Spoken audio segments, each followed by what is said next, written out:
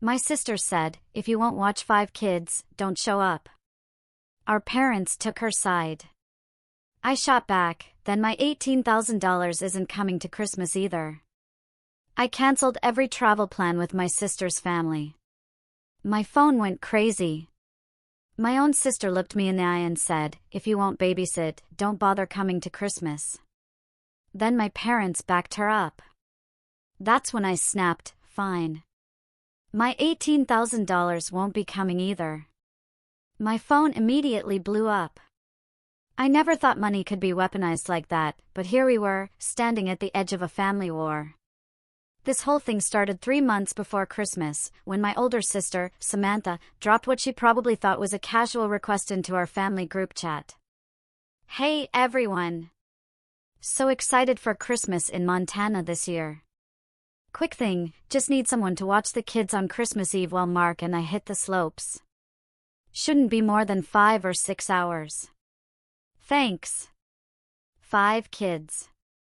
She has 5 children ranging from 10 months to 11 years old, Noah, Lily, Ethan, Ava, and Caleb. I love them dearly, but babysitting that crew is essentially running a small daycare while preventing a house fire. I was the first to respond. Samantha, I'm coming to relax and spend time with family, not run a daycare operation. 3 dots appeared and disappeared on my screen for what felt like an eternity. Finally, her response came through. Wow. Okay, I guess we know where your priorities are. Family helps family, but whatever. My mother, Carol, jumped in immediately. Sweetheart, it's just a few hours. Samantha and Mark never get time alone together. That's when my blood pressure started climbing. Samantha and Mark take regular date nights.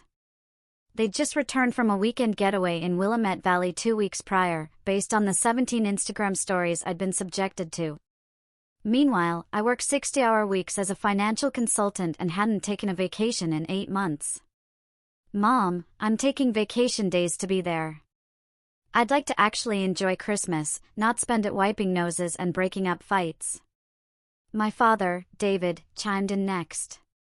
Your sister does a lot for this family. The least you could do is help out for one afternoon. A lot for this family? I'd been the one who paid for their 20th anniversary cruise. I'd sent money when Dad's business hit rough patches.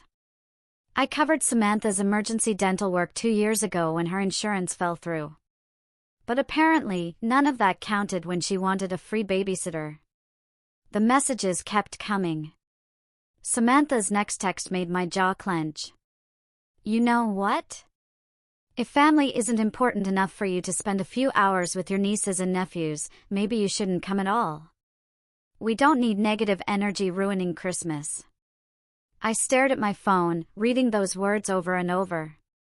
18 years of being the responsible one, the reliable one, the one who always helped out, and this was what I got, an ultimatum. My fingers hovered over the keyboard. I could back down, apologize, agree to babysit.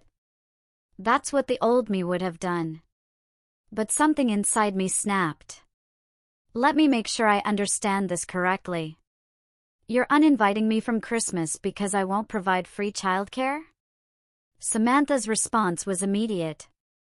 If you're going to be selfish, then yes. This is supposed to be about family. My mother added her 2 cents. Sarah, just say you'll do it.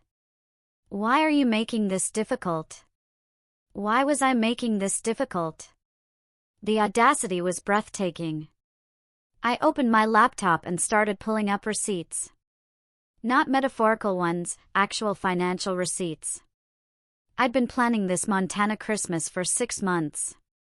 Samantha had chosen an upscale ski resort in Jackson Hole called Silver Peak Lodge, one that cost a fortune during peak season. She'd sent the booking link to the group chat with a breezy, "Let's make this Christmas unforgettable." What she hadn't mentioned was that she expected everyone else to foot the bill for her family's accommodations.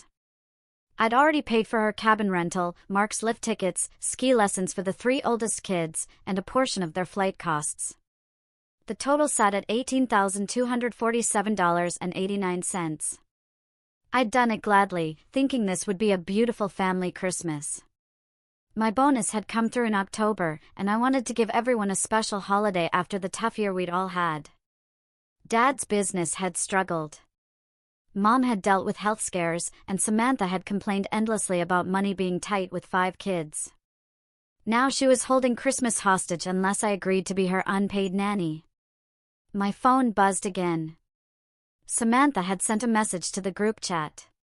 Since some people can't be bothered to help family, maybe we need to reconsider who's really committed to making this Christmas happen. That did it. I opened my credit card account and navigated to the resort's cancellation policy. 72 hours for a full refund on the cabin. I was within the window. My fingers moved across the keyboard with purpose. First, I canceled the 3-bedroom cabin I'd rented for Samantha's family at Silver Peak Lodge. A confirmation email arrived within minutes. Then, I canceled the ski lesson package for Noah, Lily, and Ethan. Another confirmation. Mark's lift ticket package canceled. The partial flight reimbursement I'd promised? I drafted an email explaining that due to unforeseen circumstances, I wouldn't be able to provide those funds. Each cancellation felt like removing weights from my shoulders. Then I composed my response to the family group chat. My hands were steady as I typed. Samantha, you've made your position clear. If I'm not welcome at Christmas unless I provide free labor, then I have to respect that boundary. However, I should inform everyone that I've canceled the following arrangements that I previously paid for: the 3-bedroom cabin at Silver Peak Lodge in Jackson Hole for your family, $8,900. Ski lessons for the kids, $1,850. Mark's lift ticket package, $425. And I will not be providing the $7,728 I promised toward your travel expenses. I've also canceled my own accommodations and flights. My $18,000 apparently wasn't invited to Christmas either. I hope you all have a wonderful holiday. I hit send before I could second-guess myself. My phone immediately blew up. Within 30 seconds, Samantha was calling. I declined. She called again. Declined. A text message appeared in all caps. What did you do? Mom was next. Please tell me you're joking. Call me right now. Dad, this is completely unacceptable behavior. Call your mother. Samantha created a new group chat without me and apparently tore into our parents because suddenly they were both blowing up my phone individually. I turned on Do Not Disturb and poured myself a very large glass of wine. The next morning, I had 43 missed calls and over 100 text messages. I scrolled through them while drinking my coffee. Samantha's messages devolved from angry to panicked. She'd called the resort and discovered everything had indeed been cancelled. The cabin I booked was already rented to someone else. The ski lessons were filled with a wait list. Christmas week in Jackson Hole doesn't have last-minute availability. You've ruined Christmas for your nieces and nephews. How can you be so cruel? Do you have any idea how much this is going to cost us now? We can't afford this. Mom and Dad are devastated. I hope you're happy. Mom's messages were a mixture of disappointment and desperation. Please. Please, sweetheart. This has gotten out of hand. Let's talk about this like adults. Your father and I are very upset. Family doesn't treat family this way.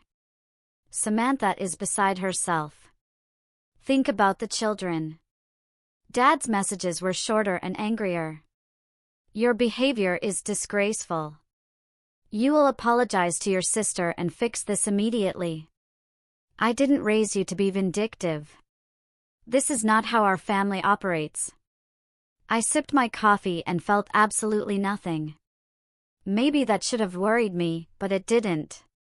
Around noon, my phone rang from an unknown number. I answered out of curiosity. Finally! Jesus Christ! Do you know what you've done? Samantha's voice was shrill enough to shatter glass.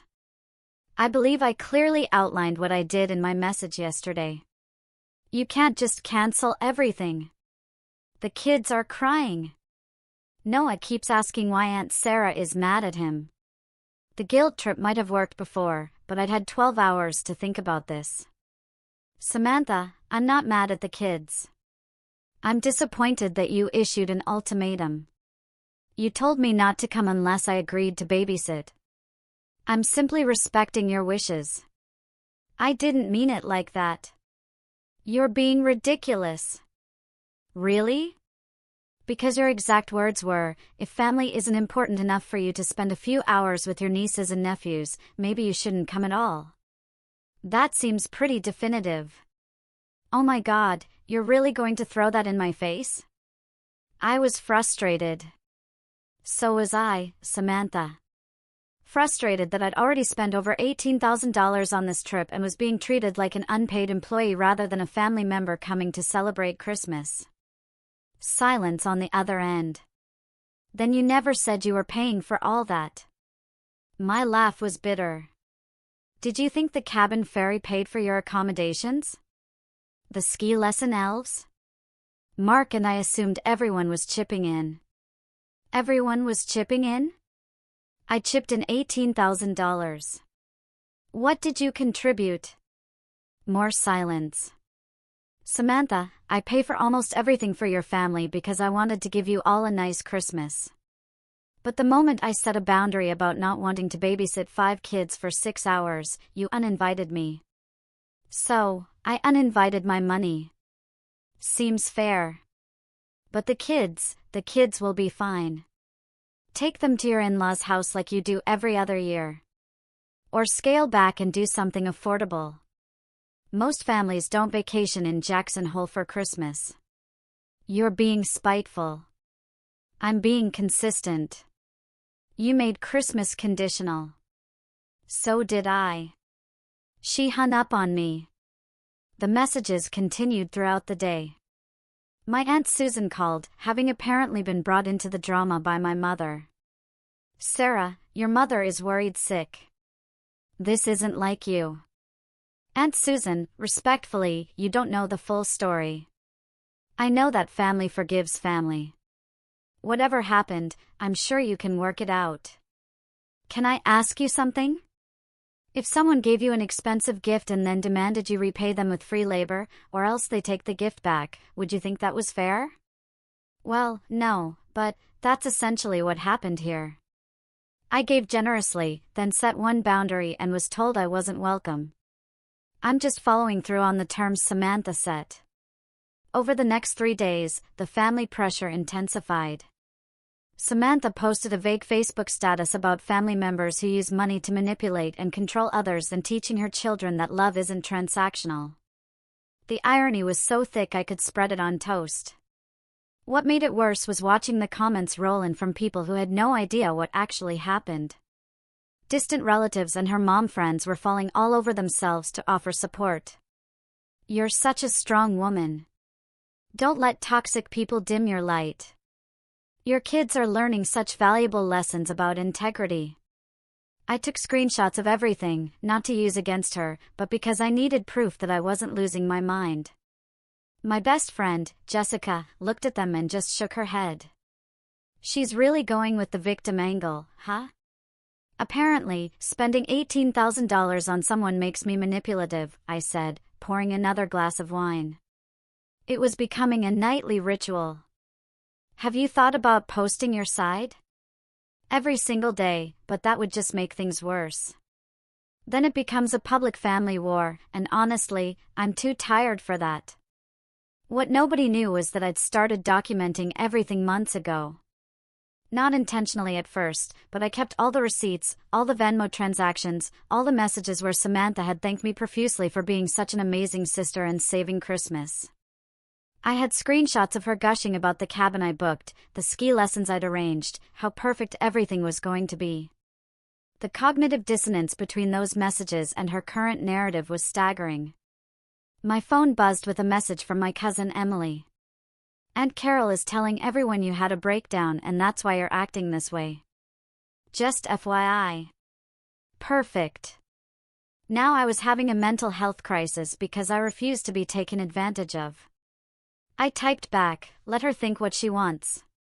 The truth will come out eventually, but it bothered me more than I wanted to admit. I called my therapist, Dr. Hayes, and got an emergency session scheduled. "Sarah, you look exhausted," she said when I logged onto our video call.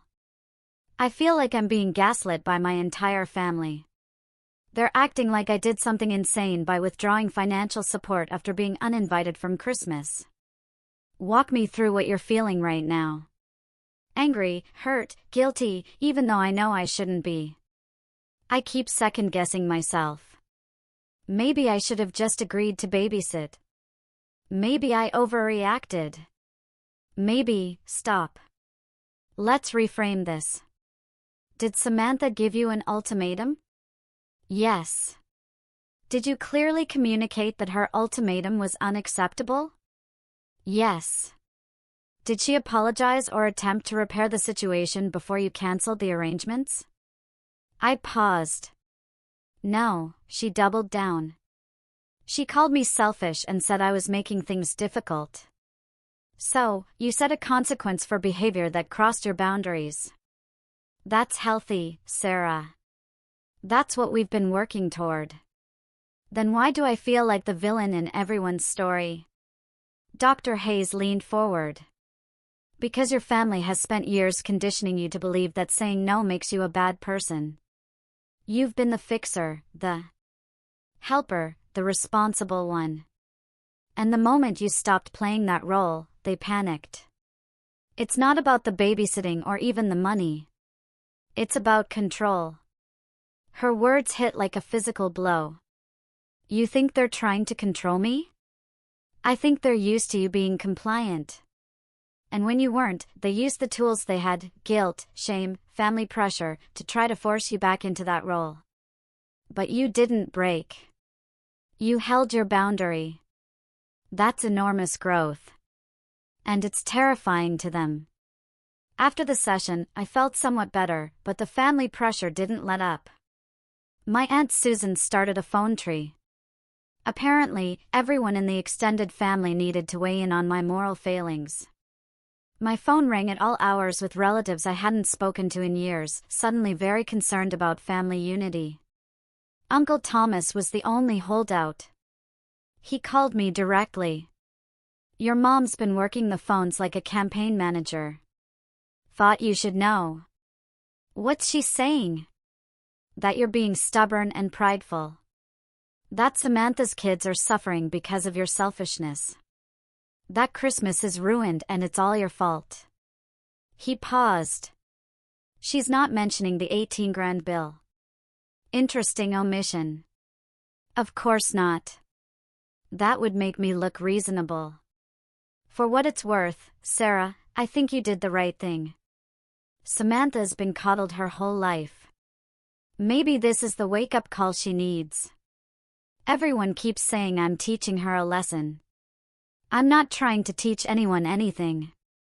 I just wanted to spend Christmas with my family without being voluntold into a childcare duty. I know, kiddo, but sometimes the lessons we don't intend to teach are the most important ones." After Uncle Thomas hung up, I made a decision. I opened my laptop and started writing everything down. Not for social media, but for myself. I needed to see it all laid out. Needed to process what had actually happened versus what my family was saying happened. The document grew to 15 pages. Every instance over the past 5 years where I'd provided financial help. Every time I'd rearranged my schedule for family obligations. Every guilt trip when I'd said no to something. The pattern was undeniable. I'd given Samantha $3,200 for dental work. I'd paid for Mom and Dad's anniversary cruise, $6,500. I covered 3 months of Samantha's car payments when Mark was between jobs, $1,350. I bought all the kids' Christmas presents last year because Samantha said money was tight, $2,100. I paid for Dad's business insurance when his policy lapsed, for $1,800. The total came to just over $36,000 when including the current Christmas trip. Even without this year's fiasco, I'd given nearly $18,000 in the past 3 years alone. And that didn't include smaller things: birthday gifts, dinners I'd paid for, gas money I'd slipped to Samantha, groceries I'd bought when visiting. I'd been funding my family's lifestyle and didn't even realize the extent of it until I saw it all written down. The document sat on my laptop, damning in its thoroughness. I didn't know what to do with it. Showing it to my family felt like throwing a grenade into an already burning building, but keeping it to myself meant continuing to be painted as the villain. My work colleague, Olivia, noticed I was distracted during a meeting. Over lunch, she asked what was wrong. I gave her the abbreviated version. Her eyes got wider with each detail. "Sarah, that's financial mistreatment." "What?" "No, they're my family." "No, they're not. They're taking advantage of you repeatedly. And when you finally said no, they punished you for it. That's textbook manipulation." She pulled out her phone and showed me an article about family financial dynamics. "Read this tonight. I think you'll see some familiar patterns." That evening, I read the article, then 3 more. Then a whole book about family systems and enmeshment. Every page felt like it was describing my life, the overfunctioner who compensates for everyone else. The family that enables dysfunction by having one member constantly rescue them. The guilt and obligation that keeps the cycle running. I felt sick. Had I created this dynamic by always being available, by always saying yes, by never letting anyone face the natural consequences of their choices? Dr. Hayes had been trying to tell me this for months, but I hadn't really heard it until now. My phone rang. Mom again. I almost didn't answer, but something made me pick up. "Sarah, honey, please." Samantha is beside herself. She's talking about not having Christmas at all. The kids are so confused and upset. "Mom, has Samantha told you what she said to me?" "She said you had a disagreement about babysitting. She told me not to come to Christmas unless I agreed to watch 5 kids for 6 hours. That's not a disagreement. That's an ultimatum." She was stressed. "You know how hard it is with 5 children." "I do know, which is why I didn't want to spend my vacation providing free childcare. I wanted to relax and spend time with family." "Is that really so unreasonable?" Silence. "Sarah, you could have just said yes. Why is saying yes to something I don't want to do more important than Samantha respecting my boundaries?" "Because that's what family does. We sacrifice for each other." "I've been sacrificing for years, Mom. I've given tens of thousands of dollars to this family. I've rearranged my life countless times for family obligations. I'm allowed to say no sometimes. That doesn't make me a bad person." "Nobody's calling you a bad person." "Really?" "Because Aunt Susan told me I was selfish and cruel. Dad said I was disgraceful. Samantha posted on Facebook that I'm manipulative. That sounds like calling me a bad person to me." Mom's voice got small. "You spent $18,000? Finally." "Yes.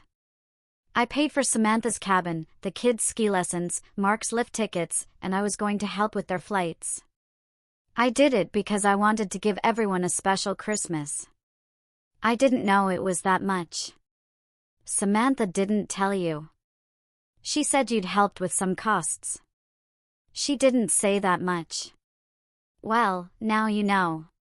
And after spending that much, being told I wasn't welcome unless I provided free labor felt like a slap in the face. So, I canceled everything I paid for. I don't think that's unreasonable. Mom was quiet for a long time. "I need to talk to your father." "Okay, Sarah. I'm sorry we didn't ask more questions. We should have." It wasn't a full apology, but it was something. After we hung up, I felt marginally less insane.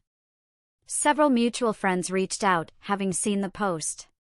Most of them sided with me once they heard the full story. My best friend, Jessica, said, "Holy hell, Sarah, you spent 18 grand on her Christmas vacation, and she demanded you babysit or stay home? Is she delusional?" But the family pressure continued. My grandmother called, which hurt more than I expected. "Sweet girl, I don't understand what's happened. Can't you and Samantha work this out? It's Christmas." "Grandma, I tried to work it out. I said I wanted to come and spend time with family, but I didn't want to babysit. Samantha said if I wouldn't babysit, I shouldn't come. I'm just respecting her wishes. But she didn't mean it. Then she should say that. She should apologize for issuing ultimatums instead of having her friends message me about how terrible I am." Grandma sighed. "You young people and your pride. In my day, we just forgave each other. In your day, did people demand free childcare or else you couldn't attend Christmas?" She didn't have an answer for that. A week after the initial explosion, Mom called crying. "Your father and I don't know what to do. Christmas is ruined. Samantha can't afford to book anything now, and she's saying she won't come to our house because she's too embarrassed. We're going to be alone on Christmas because our daughters can't get along." The guilt washed over me in waves. This was exactly what I'd been afraid of, but I forced myself to stay firm. "Mom, I love you, but this situation isn't my fault." I set a reasonable boundary, and Samantha responded by uninviting me from Christmas. If she'd simply said, "Okay, I'll find another babysitter," we wouldn't be here. Instead, she chose to make Christmas conditional on me providing free childcare. That's on her. "But you cancelled everything." That was extreme, wasn't it? She uninvited me. Why would I continue paying for a trip I'm not invited to? You know, she didn't really mean it. Then she should have said so. She should have apologized immediately. Instead, she doubled down and told me I was selfish. "Mom, I'm allowed to take a vacation and not work during it. That's literally what vacation means." "You're being stubborn." Maybe, but I'm also being consistent. If Samantha wants to apologize and admit she was wrong to issue an ultimatum, I'll consider discussing this further. Until then, I'm spending Christmas at a spa resort in Santa Fe, New Mexico. I've already booked it. Mom gasped. "You're going on vacation by yourself while your family falls apart?" "I'm going on the vacation I already planned to take. Just in a different location with people who actually want me there." The silence on the other end was deafening. Finally, Mom said quietly, "I don't know who you are anymore. I'm someone who finally learned that generosity doesn't mean being a doormat. I love you, Mom. Merry Christmas." I hung up before she could respond. The week before Christmas, Mark called. This surprised me. Mark usually stayed out of family drama. "Sarah, look, I don't have a dog in this fight, but Samantha is miserable. The kids keep asking about Montana. Can we please figure something out?" "Mark, I appreciate you calling, but Samantha needs to understand that she can't demand things from people and then get angry when they decline." I was happy to pay for the trip. I was excited about it, but being told I'm not welcome unless I babysit crossed a line. She was just stressed. 5 kids is a lot. I'm aware, which is why I didn't want to spend my vacation babysitting all 5 of them while you guys went skiing. It wouldn't have been that bad. "Mark," I retorted, "your 10-month-old needs constant eyes on him. Your 3-year-old is potty training. Your 6-year-old has more energy than a nuclear reactor. Your 9-year-old is in a phase where she argues about everything. And your 11-year-old would spend the entire time on his tablet ignoring me." Respectfully, it would have been a nightmare. He was quiet for a moment. "Okay, that's fair. But couldn't you have just said no without canceling everything?" I did say no. Then Samantha uninvited me from Christmas. At that point, why would I pay for her vacation? Because it was a gift. Gifts don't come with conditions, Mark. The moment she made my attendance conditional on babysitting, it stopped being a gift and started being a transaction. Jesus, Sarah, you've really thought this through, haven't you? I've had 3 weeks and several hundred angry messages to think about it. Yes. He sighed heavily. For what it's worth, I told Samantha she shouldn't have sent that message, but she's proud. She's not going to apologize. Then she's going to stay uninvited to Christmas. Those are her choices. You're both being stubborn. Maybe, but only one of us issued an ultimatum. Mark hung up shortly after, and I heard nothing from that side of the family for several more days. The silence was almost worse than the bombardment of messages. I kept checking my phone, expecting another guilt trip or angry voicemail, but nothing came. It felt like being in the eye of a hurricane. I spent those quiet days doing something I hadn't done in years, actually thinking about what I wanted. Not what my family needed, not what Samantha expected, but what would make me happy. The realization was startling. I'd spent so much of my adult life being the responsible one that I'd forgotten how to be anything else. My work had suffered over the past month. I'd been distracted in meetings, short with clients, unfocused during presentations. My boss, Rebecca, called me into her office one afternoon. "Sarah, you're one of my best consultants, but lately you've been off your game. Is everything all right?" I considered lying, but I was too exhausted. Family issues. It's been complicated. Do you need some time off? We can redistribute your accounts temporarily. Actually, I'm taking Christmas week off. I think that'll help. Rebecca studied me carefully. You know, I've worked here for 20 years. And the people who burn out aren't usually the ones who take too many vacations. They're the ones who never say no to anything. Not to work, not to family, not to anyone. They give until there's nothing left. Her words echoed Dr. Hayes's. How many people could see what I'd been blind to? I'm working on that, I said quietly. Good, because you're too valuable to lose to burnout. Take your vacation. Turn off your phone. Let your family figure their own stuff out for once. After leaving her office, I made another decision. I called the resort in Santa Fe and upgraded my room to a suite. I booked extra spa treatments. I made reservations at the fanciest restaurant in town. If I was going to be the villain in my family story, I might as well enjoy myself. The guilt tried to creep in. All that money I was spending on myself could go to helping Samantha. But then I remembered I'd already given her $18,000. And before that, thousands more. I'd sacrificed countless vacations, postponed my own dreams, lived in a smaller apartment than I could afford because I was always sending money to family. When was it going to be enough? When was I allowed to choose myself? My younger self would have been horrified by these thoughts. I'd been raised to believe that family came first, always. That being selfish was the worst thing you could be. That love meant sacrifice, and sacrifice meant saying yes to everything. But somewhere along the way, that belief system had turned me into an ATM with legs. I thought about all the times I'd said yes when I wanted to say no.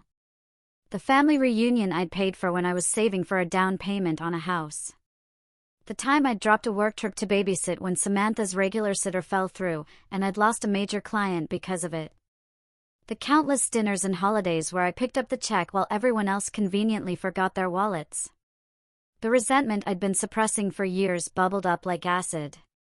I'd been so focused on being the good daughter and good sister that I'd let myself become a doormat. And the worst part? I'd done it willingly. I trained them to treat me this way. That realization was both liberating and devastating. I called Jessica that night. She answered on the first ring as always. "Talk to me. You sound weird." I think I've been enabling my family's dysfunction for my entire adult life. Congratulations. You've reached the acceptance stage of grief. What gave it away? Jessica, I'm serious. I've spent over $36,000 on them in 3 years. I've rearranged my life constantly to accommodate them. I've made myself smaller so they could be comfortable. And the moment I set one boundary, they attacked me. I know, babe. I've been watching you do this for years. I've tried to say something, but you always defended them. Why didn't you push harder? Because you weren't ready to hear it. You had to get here on your own. I swallowed hard. Do you think I'm a bad person for canceling the trip? No. I think you're finally learning to value yourself. It's about damn time. Everyone else thinks I'm terrible. Everyone else has been benefiting from you being a pushover. Of course, they're mad. You changed the rules of the game. I don't want to be estranged from my family. Then they need to meet you halfway. Real relationships are bidirectional, Sarah. You've been giving for years. Let them give for once. Let them show up for you. After we hung up, I sat in the dark and cried. Not from sadness, but from the sheer exhaustion of carrying everyone else's burdens for so long, and from the fear of what came next. Would my family actually change? Or would this permanently fracture our relationships? I didn't have answers. All I knew was that I couldn't go back to the way things were. Even if that meant losing them, I couldn't sacrifice myself anymore. 2 days before I left for Santa Fe, a package arrived at my door. Inside was a children's drawing. Noah, Samantha's oldest, had drawn a picture of our family at Christmas. In the drawing, I was standing apart from everyone else, separated by a large gap. Under the picture, in wobbly handwriting, Aunt Sarah, please come back. I miss you. I held that paper and sobbed. This was the cruelty of the situation. The kids were innocent. They didn't understand adult conflicts or financial manipulation or boundaries. They just knew their aunt wasn't going to be at Christmas, and they were sad. Part of me wanted to call Samantha immediately and fix everything. But I forced myself to think it through. If I caved now, what would I be teaching Noah? That adults should ignore their boundaries to make others happy. That saying yes out of guilt is love. No. If anything, I was modeling something important, that you can love people and still protect yourself. That relationships require mutual respect. I took a photo of the drawing and texted it to Dr. Hayes with the message, "This is harder than I thought." She responded within minutes. Of course it is. Growth always is, but you're doing the right thing. Trust the process. I packed for Santa Fe with a heavy heart, but also with determination. This Christmas would be different, and maybe eventually my family would understand why. Christmas Eve found me at a luxury spa in Santa Fe, getting a hot stone massage while sipping cucumber water. My phone was on Do Not Disturb mode. I'd sent brief messages to my parents wishing them a Merry Christmas and reiterating that I loved them, but I wasn't engaging with the drama anymore. The massage therapist worked a particularly tight knot out of my shoulder, and I realized I felt lighter than I had in years. No family obligations, no guilt trips, no last-minute requests to pick things up or loan money or provide favors, just peace. My therapist, Dr. Hayes, would have been proud. We'd spent the last year working on my boundary-setting issues. You teach people how to treat you, she'd said repeatedly. Every time you say yes when you want to say no, you reinforce that your needs don't matter. She'd been right. Christmas morning, I turned my phone back on. Over 300 messages had accumulated since I'd last checked. I almost turned it right back off, but curiosity won. Most were variations of "How could you do this to your family?" from various aunts, uncles, and cousins who'd been fed Samantha's version of events, but buried in there were a few surprises. My cousin Emily, I heard what happened. Good for you. Samantha has been entitled for years. Someone needed to call her out. My Uncle Thomas, your mom asked me to talk to you, but honestly, I think you're right. Don't let them guilt you into apologizing. And surprisingly, from Mark, Merry Christmas, Sarah. For what it's worth, I wish you were here. The kids miss you. Samantha does, too, even if she won't say it. That one made my throat tight. The rest of Christmas was peaceful. I hiked in the Red Rocks, ate an amazing dinner at the resort restaurant, and video called with Jessica, who was spending the holiday with her own dysfunctional family and living vicariously through my rebellion. You're my hero, she said, slightly drunk on wine. I've been letting my brother guilt me into hosting every holiday for 5 years. You've inspired me to say no next year. Say no now, I told her. Trust me, it gets easier. The week after Christmas, my parents called together. This felt ominous. Sarah, honey, we need to talk about what happened, Mom began. Okay. Your father and I have been discussing this and we think you owe your sister an apology. Do you also think she owes me one? Dad spoke up.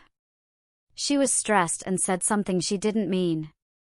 You took it too far by canceling everything. Dad, she uninvited me from Christmas. How is respecting her wishes taking it too far? You know what she meant. Actually, I don't. Her words were very clear. If I wouldn't babysit, I shouldn't come, so I didn't come. And I didn't pay for a trip I wasn't invited to. That seems logical to me. Mom jumped in. But it was spiteful. You knew she couldn't afford Christmas without your help. Then maybe she shouldn't have bitten a hand that was literally feeding her entire family's vacation. Mom, I spent $18,000 on this trip. Do you know how much money that is? Money isn't everything, Sarah. You're right. It's not. But apparently 6 hours of free babysitting was worth more than $18,000 and my presents at Christmas. That's the valuation Samantha put on things, not me. Silence. Finally, Dad said, we raised you better than this. You raised me to stand up for myself and not let people take advantage of me. That's exactly what I did. You're twisting this. I'm really not. Look, I love you both. I love Samantha and the kids, but I'm not going to apologize for setting a boundary and following through when that boundary was disrespected. If Samantha wants to have a conversation about this, I'm open to it, but it needs to be an actual conversation, not a guilt trip about how terrible I am. She's your sister, Mom said softly. I know, and I miss her, but she's the one who made Christmas conditional. I just took her at her word. The call ended shortly after with neither side budging. New Year's came and went. I spent it at a friend's party surrounded by people who thought my Christmas rebellion was hilarious and justified. It felt good to be around people who didn't make me feel guilty for having boundaries. But late that night after I got home, my phone buzzed. A text from Samantha. We need to talk. My heart rate picked up. I typed back, okay, when? Now? Can you call me? I took a deep breath and dialed her number. She answered on the first ring. Hey. Hey, I replied. Silence stretched between us. I've been thinking a lot about what happened, Samantha finally said. And I talked to Mark and my therapist. You're seeing a therapist? Started in November. Postpartum depression after Caleb was born. It never really went away, and I just kept pushing through. It's been rough. My anger softened slightly. I didn't know. I didn't tell anyone. I was embarrassed. She paused. My therapist said I've been using the kids as an excuse to avoid dealing with my own stuff and that I've been taking advantage of you for years. I didn't know what to say. She's right, Samantha continued. You've always been the one to bail me out. The dental work, the anniversary cruise for Mom and Dad, this Christmas trip. You never asked for anything and I just kept taking. And when you finally set a boundary, I lost my mind. Sarah, let me finish. Please. Her voice cracked. I was so stressed about everything. Money's tight. Mark's job is uncertain. The kids are overwhelming and I'm drowning. When you said no to babysitting, it felt like you didn't care. Like you were abandoning me when I needed help. That's not, I know. I know that's not fair. You were taking a vacation. You were allowed to relax. But in that moment, all I could think was that if you really loved me, you'd help me. And that's not right. That's not how love works. Tears were streaming down my face now. Samantha, I do love you. I've always loved you. I know. And I'm sorry. I'm so sorry for what I said. You should have been welcome at Christmas no matter what. I should have never made it conditional. I was wrong. Thank you for saying that. I mean it. I was awful to you. And I'm sorry for how Mom and Dad treated you, too. I told them everything. How much you spent, how you'd been helping us for years. All of it. Dad felt terrible. Mom cried for an hour. I didn't mean to cause, no, stop. You didn't cause this. I did. My actions, my words, my entitlement. This is on me. She took a shaky breath. I don't expect you to forgive me right away. I know I hurt you, but I want to try to fix this if you let me. I wiped my eyes. I miss you. I miss you, too, Sarah. The kids ask about you constantly. Noah wrote you a letter apologizing for making you mad. It's heartbreaking. I was never mad at them. I know. I explained that to them, but they're kids. They don't really understand adult drama. Thank God. We talked for 2 more hours. Really talked. About her depression, about my feelings of being taken for granted, about how our family dynamics had always cast me as the responsible one and her as the one who needed help. It was honest and painful and necessary. By the end, we'd agreed to family therapy together. Both of us needed to learn better communication and healthier boundaries. For what it's worth, Samantha said before we hung up, Mark said you were right about the babysitting thing. 5 kids for 6 hours would have been a disaster. He apologized for not backing you up. I laughed. Mark's a good guy. He is. He's also terrified of you now. He said you're scarier than he thought when you're pushed. Good. Maybe he'll help you hire an actual babysitter next time. Already done. We found a great service that does ski resort childcare.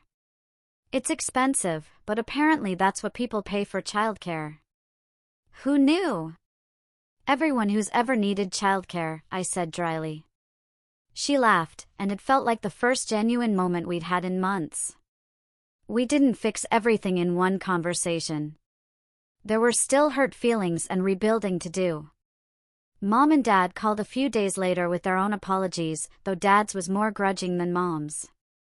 Extended family slowly stopped sending me passive-aggressive messages once they learned the full story. But the biggest change was in me. I'd learned that boundaries aren't cruel, they're necessary, and people who truly love you will respect them, even if it takes them a while to get there. Samantha and I rescheduled our Christmas celebration for March. Just the immediate family, no skiing, no elaborate resort. Mom's hosting at her house. I'm bringing dessert and wine. Samantha's bringing the kids and hopefully a new appreciation for the word no, and if anyone asks me to babysit, I'll smile politely and suggest they check out that expensive ski resort childcare service. I hear it's very good. My $18,000, meanwhile, is sitting in my savings account earning interest and reminding me that generosity is beautiful, but it should never come with strings attached from either direction. Sometimes the best gift you can give someone is the truth. Has standing firm on your boundaries ever cost you something you deeply valued?